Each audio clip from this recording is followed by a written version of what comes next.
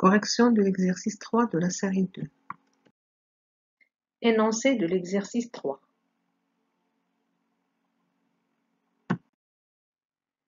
Avant de traiter les différentes questions de l'exercice, on commence par dresser le tableau d'avancement de cet équilibre.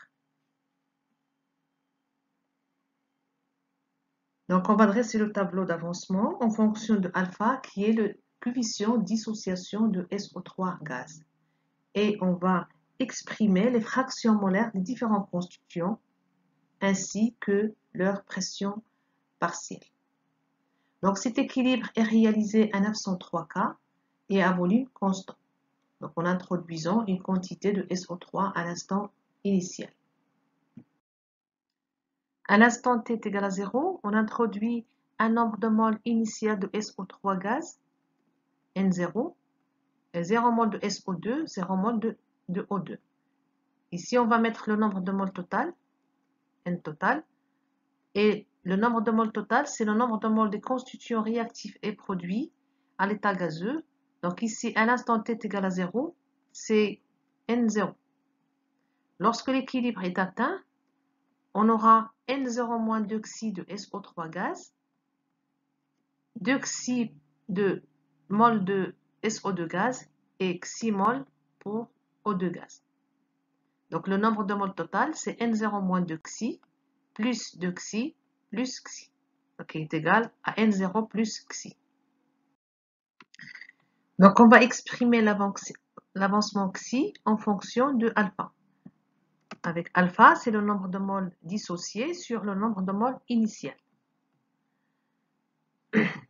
Et alpha, elle est supérieure ou égale à 0 et inférieure ou égale à 1.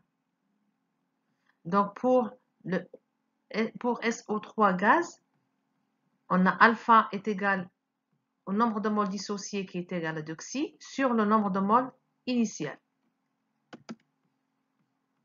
Donc alpha est égal à 2 xi sur N0 et xi est égal à N0 alpha sur 2. Donc on va remplacer ici xi par N0 alpha sur 2. Donc toujours à l'équilibre. On aura N0 facteur de 1 moins alpha pour SO3 gaz. Et pour SO2 gaz, on aura N0 alpha. Pour O2 gaz, on aura N0 alpha sur 2. Et on calcule le nombre de moles total. C'est N0 1 moins alpha plus N0 alpha plus N0 alpha sur 2. Donc le nombre de moles total est égal à N0 facteur de 1 plus alpha sur 2. On complète ce tableau d'avancement en calculant les fractions molaires des constituants à T équilibre. La fraction molaire d'un constituant, c'est le nombre de moles du constituant I sur le nombre de moles total. Par exemple, la fraction molaire de SO3 gaz, c'est le nombre de moles de SO3 gaz à l'équilibre, N0 1 moins alpha, sur le nombre de moles total. Donc ici, on a la fraction molaire de SO3 qui est égale à N0 1 moins alpha sur N0 facteur de 1 plus alpha sur 2.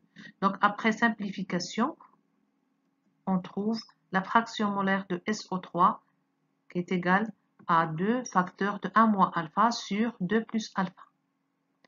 Donc on va faire la même chose pour SO2 gaz et on trouve sa fraction molaire qui est égale à 2 alpha sur 2 plus alpha.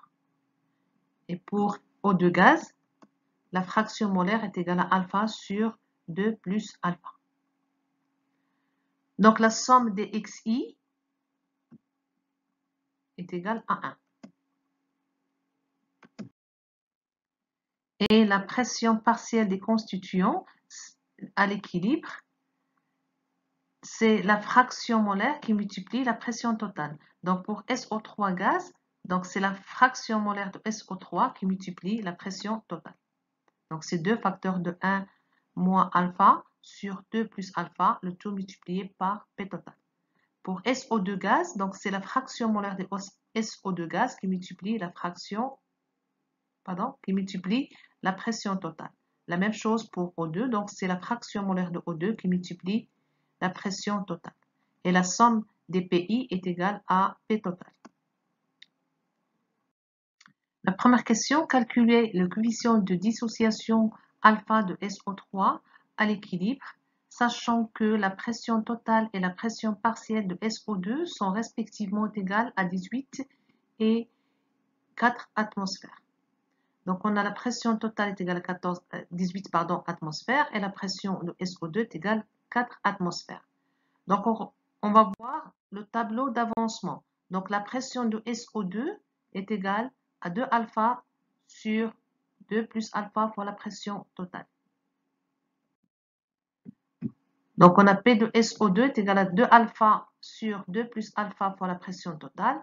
Donc, on peut tirer la valeur de alpha qui est égale à 2 fois la pression partielle de SO2 sur 2 fois la pression totale moins la pression partielle de SO2. Donc, on a la valeur de la pression totale qui est égale à 18 atmosphères et la valeur de P de SO2 est égale à 4 atmosphères. Donc, l'application numérique va nous donner une valeur de alpha qui est égale à 0,25. Question 2.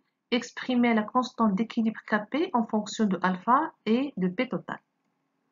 Donc, dans le tableau d'avancement, on a exprimé les pressions partielles en fonction de alpha et P total. Donc, la constante d'équilibre Kp est égale à la pression de SO2 au carré qui multiplie la pression de O2 sur la pression de SO3 au carré. Donc, on va remplacer les pressions partielles par leurs expressions. Et après simplification, on obtient la relation de Kp qui est égale à alpha au cube sur 2 plus alpha, facteur de 1 moins alpha le tout au carré fois la pression totale. Question 3. Calculer la constante d'équilibre Kp et en déduire la valeur de l'enthalpie libre standard de la réaction à 903 K.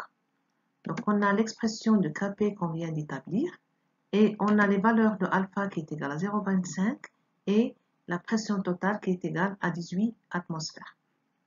Donc, l'application numérique va nous donner une valeur de Kp qui est égale à 0,22. Donc, Kp est une constante d'équilibre qui ne dépend que de la température. Et Kp n'a pas d'unité. Donc, à l'équilibre, on a delta RG0 T est égal à moins RT ln de Kp.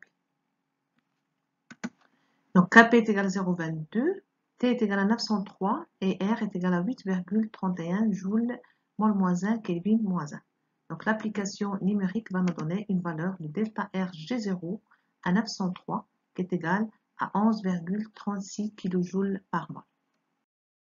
Quatrième question. Déterminer à la même température la valeur de la constante d'équilibre Kc relative aux concentrations molaires. Donc, on a l'équilibre de SO3 gaz en équilibre avec 2 SO2 gaz plus O2 gaz.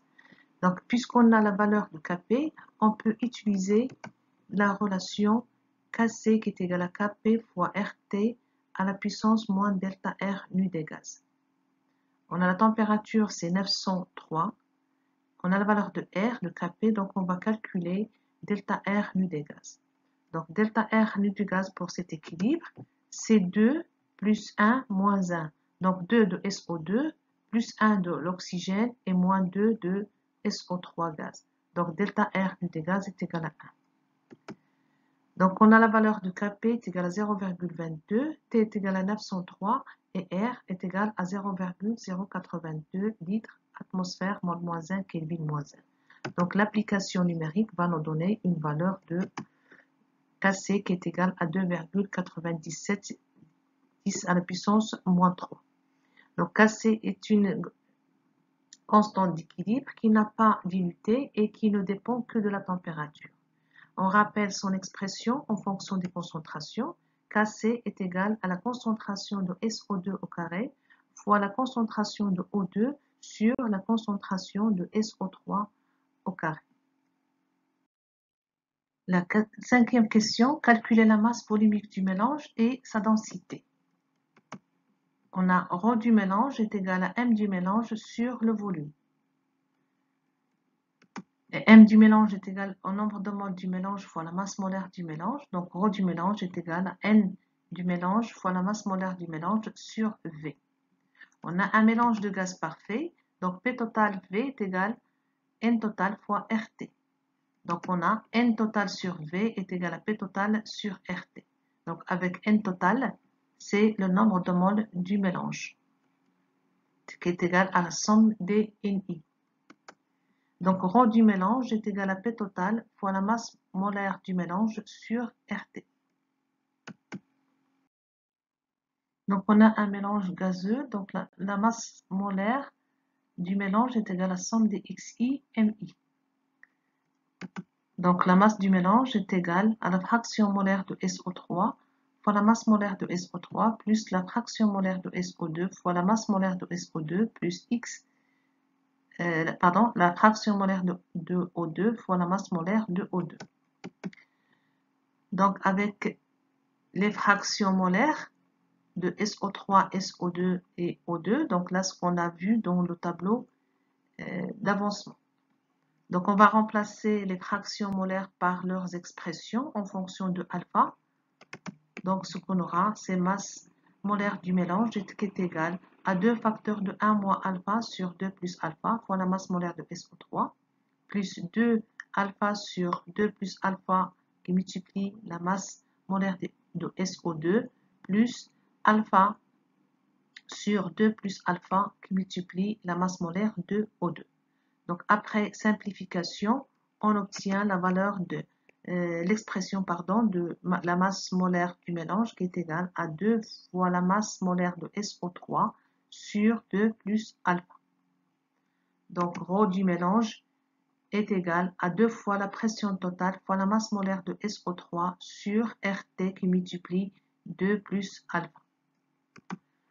Donc, on a la valeur de alpha, de la pression totale, de la température, la masse molaire de SO3 et R qui est égale à 0,082 litres atmosphère mol moins 1 Kelvin moins 1.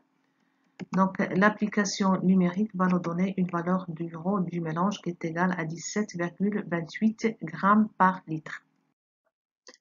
La densité d'un mélange est définie comme étant la masse d'un certain volume du mélange sur la masse du même volume d'air, dans les mêmes conditions de température et de pression. Donc la densité est égale à la masse molaire du mélange sur la masse molaire de l'air. Et la masse molaire du mélange est égale à la somme des XI, MI. Donc pour cet équilibre, on a la masse molaire du mélange est égale à la fraction molaire de SO3 fois la masse molaire de SO3 plus la fraction molaire de SO2 qui multiplie la masse molaire de SO2 plus la fraction molaire de O2 qui multiplie la masse molaire de O2. Donc, ce qu'on a vu dans la question précédente. Donc, on a calculé la masse molaire du mélange qui est égale à 2 fois la masse molaire de SO2 sur 2 plus alpha.